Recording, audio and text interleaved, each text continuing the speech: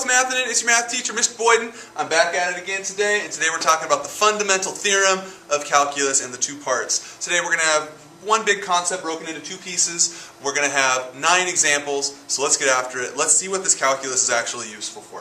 Okay. First thing is fundamental theorem of calculus, part 2. Don't ask me why we're starting with part 2. We'll do part 1 later, and I think you'll see that it's a natural consequence of part 2 actually when we do part 1. Okay, and so here's all it is. You're going to want this in your notebook. This is like the main thing that you have to be able to do with integrals, is you have to be able to find the value of definite integrals. Okay, in our last lesson, I said we'd do that now. We spent time working with antiderivatives, so that's going to be useful in this lesson, but now we're going to have the bounds. And so here's all it is. If you have a function and you're integrating it, well yeah, you get an antiderivative. Notice that's capitalized, okay? So that's capitalized, and all it says, you're going to take the antiderivative, and you're first going to plug in the upper bound, then you're going to plug in the lower bound, and you're going to find the difference of those two. And what that finds is an area. So it's kind of hard to see on the video or on the screen, but that's A and that's B, and this is f of x dx.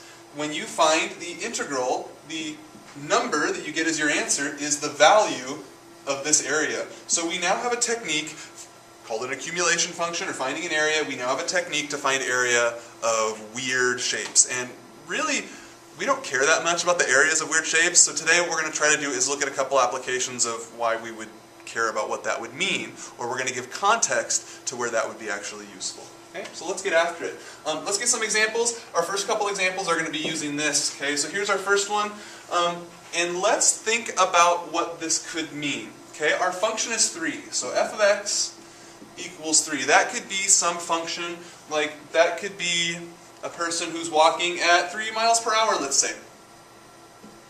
Okay? Now, I don't have to give a context to this, but I'm trying to give a context to it so you can see how it could be useful. For those of you in IB who are working on your explorations right now, perhaps you'll see that this in some way applies to you. Maybe not, but you may find that this is applicable to your paper. Okay? So maybe it's 3 miles per hour. Miles per hour would be a velocity.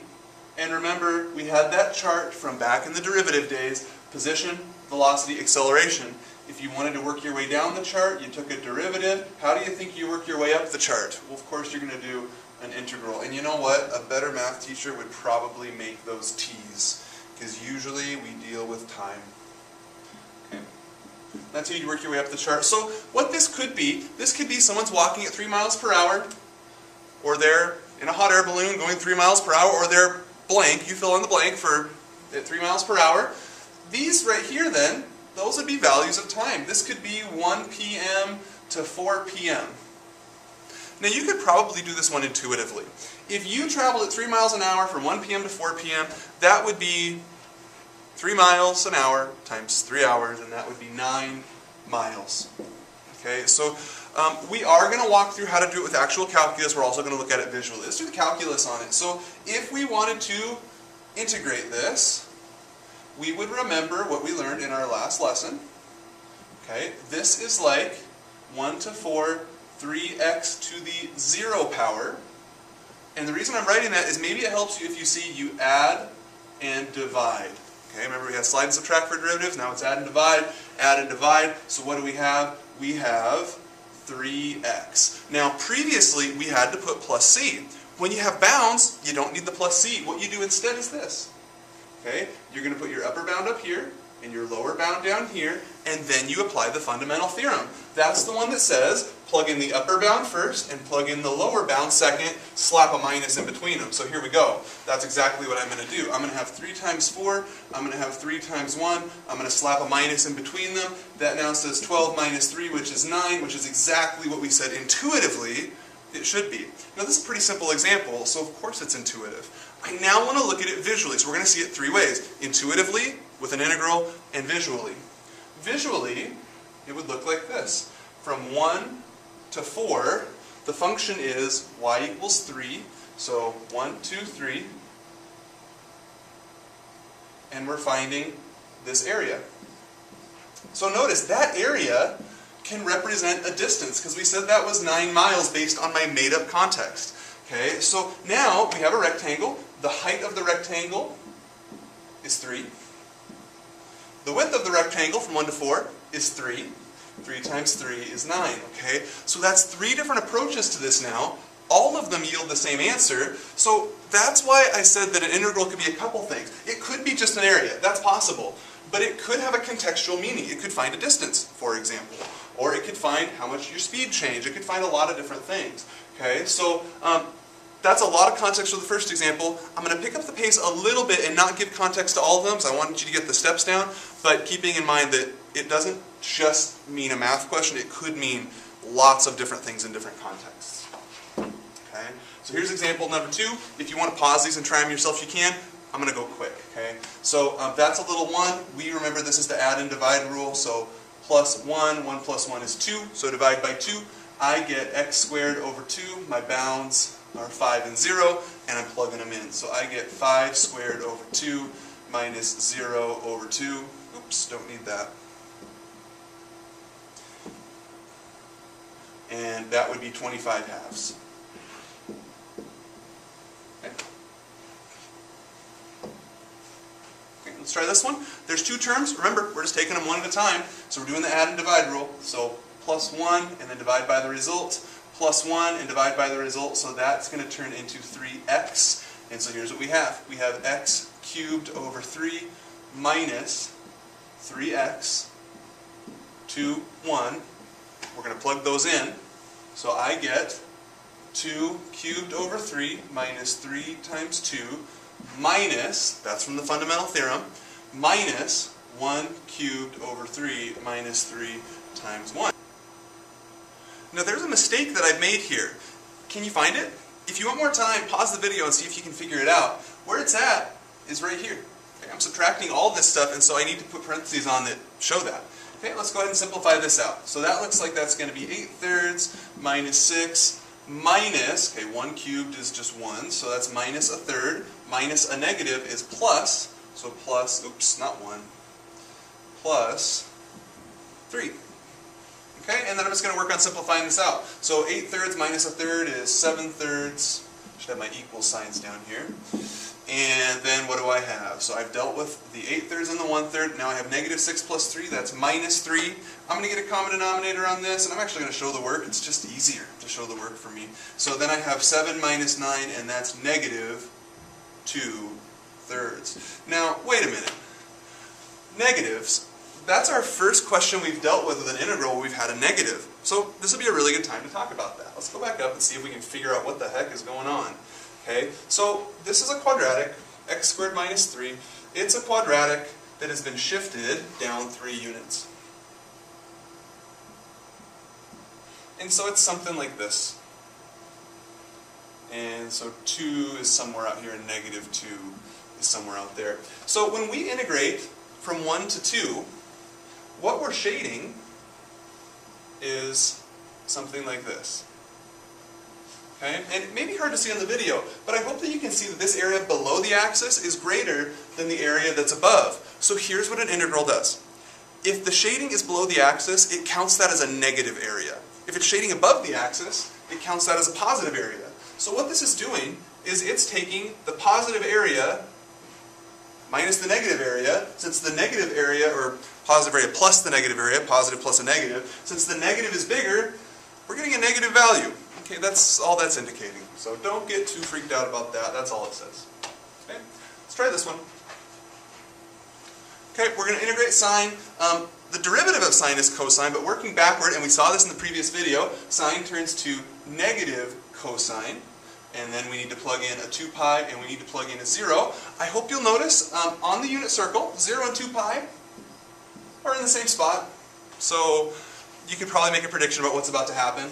When I plug in a 2 pi, negative cosine of 2 pi minus negative cosine of 0, let's see what happens. Cosine of 2 pi, that would be 1. So negative 1 minus a negative is plus. Cosine of 0 is 1, and so we get 0. And that makes sense because they're at the same location. It's something minus itself. So there is our final solution to that. Now, visually, again, this relates to what I said a minute ago. So keep in mind, we're dealing with the sine function from 0 to 2 pi. What a great chance it is to review what the sine function looks like. Sine function is going to be something like this. If this is 2 pi, and pi is here in the middle. Do you remember, does sine start low, middle, high? I think it starts right there, so right at 0. So it goes up, and it goes down, and it goes to there. So what the integral is doing is it's shading this. And it's shading this. The question to you, which area is greater? Is the area above the axis greater, or is the area below the axis greater? Hope you can see the area above and below are exactly the same. And so what it's doing, it's getting a positive number for what's above, a negative number for what's below, and when you add those together, that's why it's zeroing out. The stuff above and the stuff below are canceling out. Okay, that's all this is. Okay, let's try this. Ooh, interesting. Okay, it's a little difficult to deal with an absolute value. Alright, so when we deal with an absolute value, sometimes it's easier if we take a visual approach. And that's what I'm going to do on this one. I'm actually going to graph this, and I think that's going to make it a lot easier. We may not even actually use calculus in this. We may be able to do this with geometry. That'd be kind of fun. So for this, I'm going to say that I know that the absolute value normally goes like this. So that's just absolute value of x. How would it be different if we put a 2 right there? All it's going to do is stretch it up a little more. So the only way my graph changes because of that 2 is it's going to be a little bit steeper. Instead of a slope of 1, slope of 2. Okay, and there it is. And we are going from negative 2 to 1. And so think about visually what that would mean. It means that we're shading in this, which, by the way, is that positive or negative? Okay, you should know it's positive by now. And we're going to shade in this. Okay, and that's a little smaller. Positive or negative, that's also positive. So we could do this in an analytic approach. I kind of like a visual approach on this one because, look, those are right triangles, so look how easy this is going to be. All we have to do is figure out the base and the height. Well, let's deal with this triangle first. Its base is 2, and its height is, guys, if you know it's 4, that's awesome. If you don't, here's the trick. Plug in a negative 2 into our function. So we get 2 times negative 2 with an absolute value. That's negative 4. Absolute value makes it positive. That is our value for f of negative 2. Okay, that's the height. So we get 2 times 4. Remember, triangles, base times height, divided by 2. So that's the area of that first region. Let's do the second region now. The base goes from 0 to 1, so that's a base of 1. The height is, if you're not sure, actually find f of 1. Then you get 2 times 1 with an absolute value, and that's 2. Separate those. So I get 1 times 2 divided by 2. And so that's my setup for this integral. I'm actually going to do it without using any calculus at all. Because I know, conceptually, an integral is just finding an area. Now, if you get ones that are so easy to do visually and sort of challenging to do analytically, do them visually. That's awesome. Okay, here I go. That's 8 over 2, so 4. And this is 2 over 2, so 1, and that's 5. Boom. That's all it is. Okay. Let's get into some more interesting applications. Those of you who have studied with me for a little while, you know that I absolutely love airplane questions, and so naturally we're going to do an airplane question, right? Alright, an airplane accelerates to take off. The velocity is modeled as this exponential function. So think about that. Airplane takes off, it gets faster, faster, faster, faster. Velocity is measured in meters per second, and time, t is measured, it measures time. Okay, so we would like to know how fast it's going after 3 seconds. That probably should say is measured in seconds. Yeah, time is measured in seconds on this one. Okay, so one of the challenges with this, and why we would need calculus, is if you're going a constant speed, like going down the highway at 60 miles an hour for 3 hours, that's pretty easy. 3 times 60 is 180, that's 180 miles. However, when you have something that's speed or velocity is constantly fluctuating, it's a lot harder to add up the accumulated distance you've traveled. Now I'm using that word on purpose because I've been calling this an accumulation function. We're accumulating all of those speeds over time, adding those together to figure out what the total distance is. Okay? So if we want to know how far it's traveled after 3 seconds, we're going to need an integral. And here's why. We learned in the last unit position, velocity, acceleration. Okay? When you hear how far, does how far sound like a speed to you? Does how far sound like an acceleration to you? Or does how far sound like a position or a distance? Okay, it's definitely position or distance. It's being sneaky, but that's what we're being asked about here. And so I need position. I was given velocity. To get from velocity to position, I need an integral. So here's what we're going to do. We're going to integrate this with bounds. I said after 3 seconds, so we started at 0, we go to 3 of the velocity. So 6 e to the 3 halves t dt, and that's going to equal our displacement. Okay, displacement, or in this case, since we're only going one direction, it's also the distance. Okay, how far? That's a distance. Okay, so now we can integrate that. We'll do it by hand. I'm going to get rid of this question for now. It's kind of in the way. We'll come back to it in a minute. Okay, and so now we want to actually integrate this. So let's try it. We need to find the integral of 6e to the 3/2 t. The first thing I want to do to make this look easier is I'm going to pull the 6 out.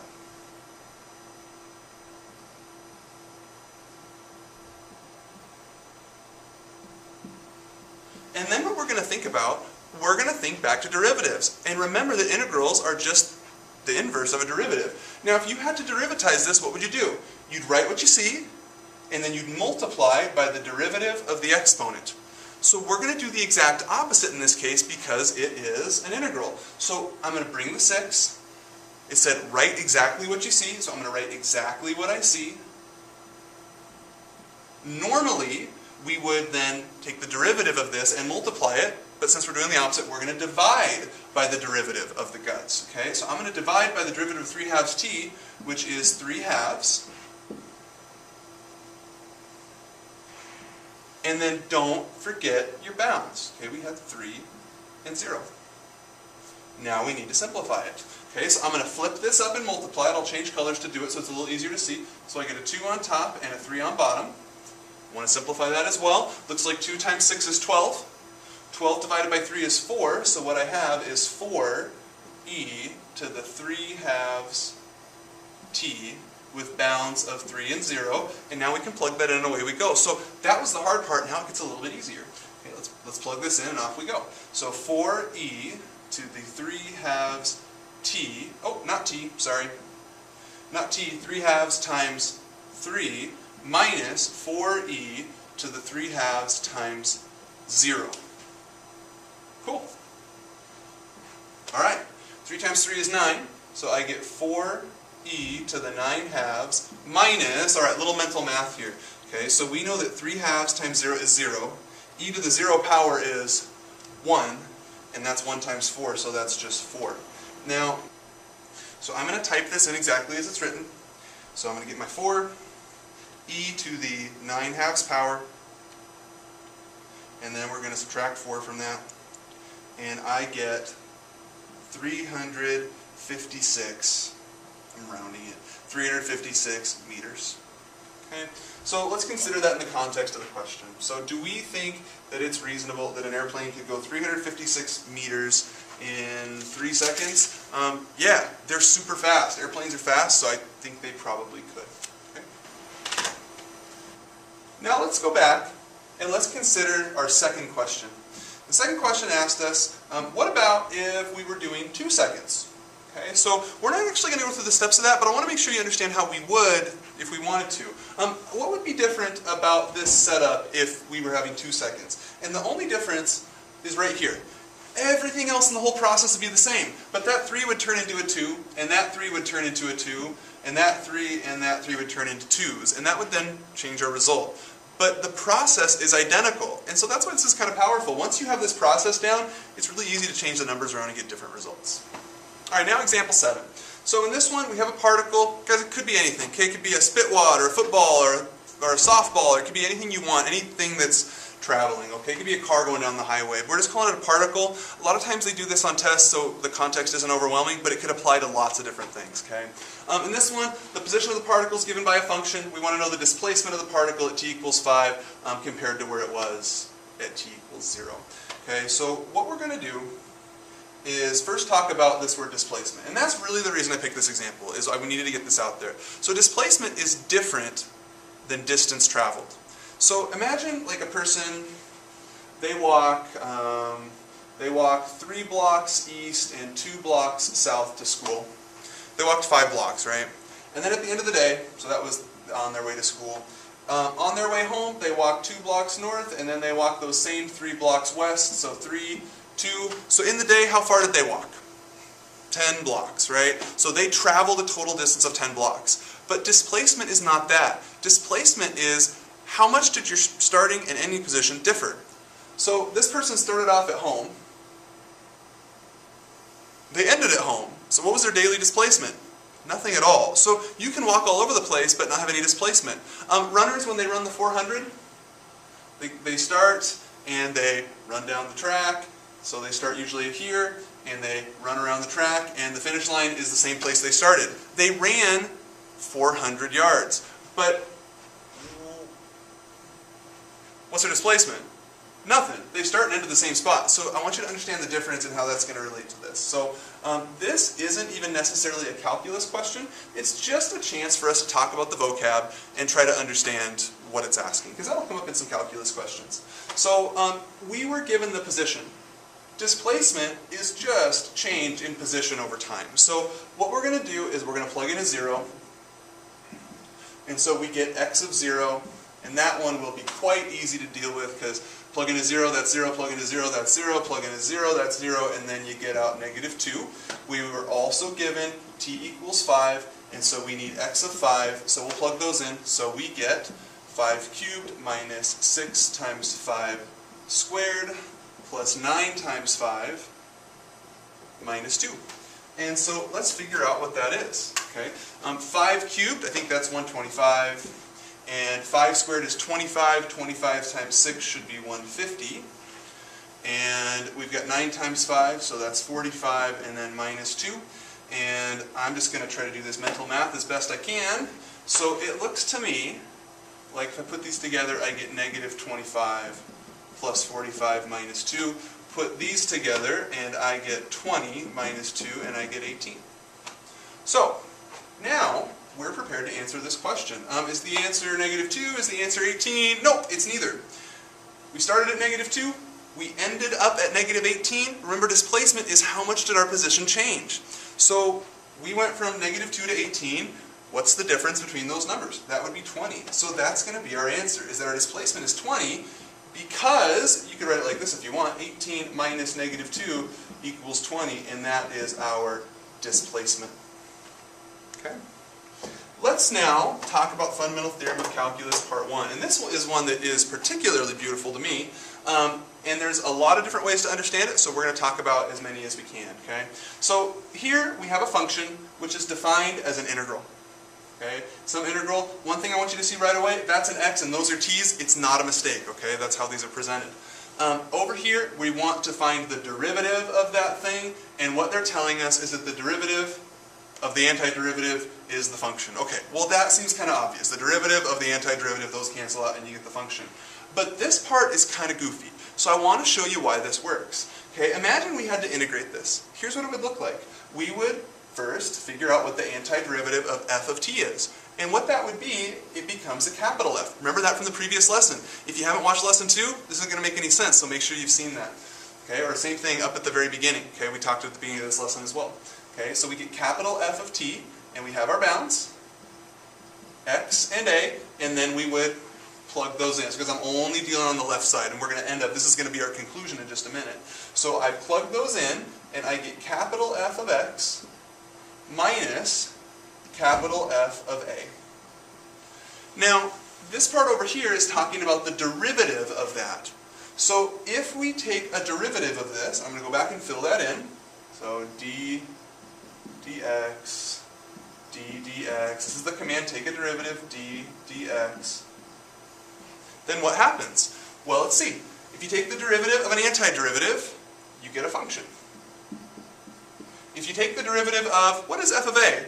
Remember, a is a number. So f of a is a y value, and it's just a number. Derivative of a constant is 0.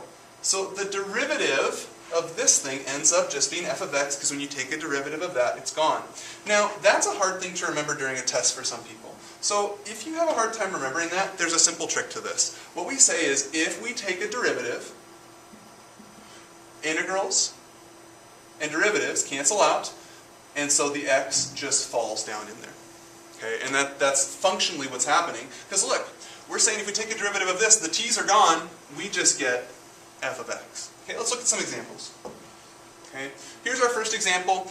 We're given the function, it's defined as an integral. We're asked to find g of 2, so let's think about it the way we did just a second ago.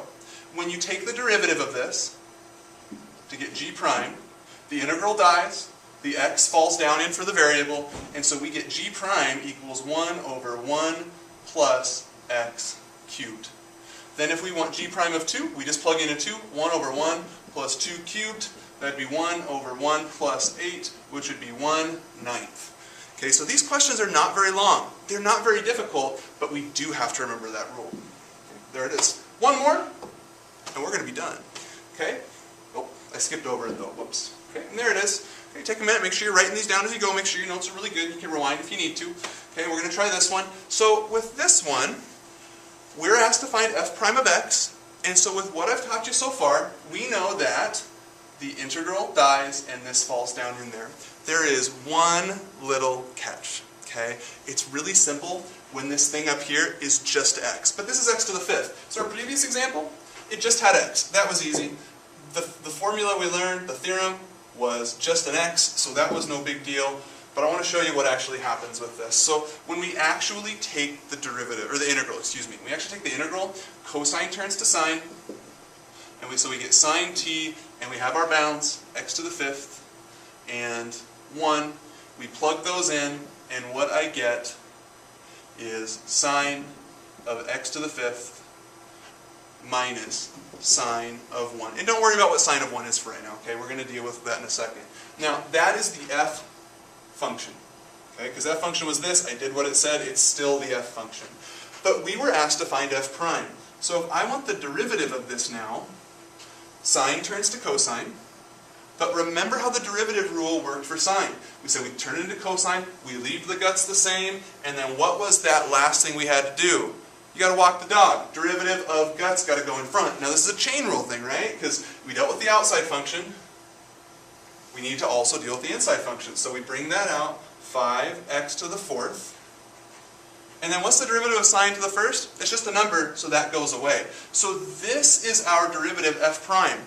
So anytime this is something that's a function other than x, all you remember is you also have to use the chain rule on this, okay? And this, I hope, is a convincing reason for why the chain rule will be necessary. Okay? That's all for now. Hope you enjoyed. Until next time, stay mathy.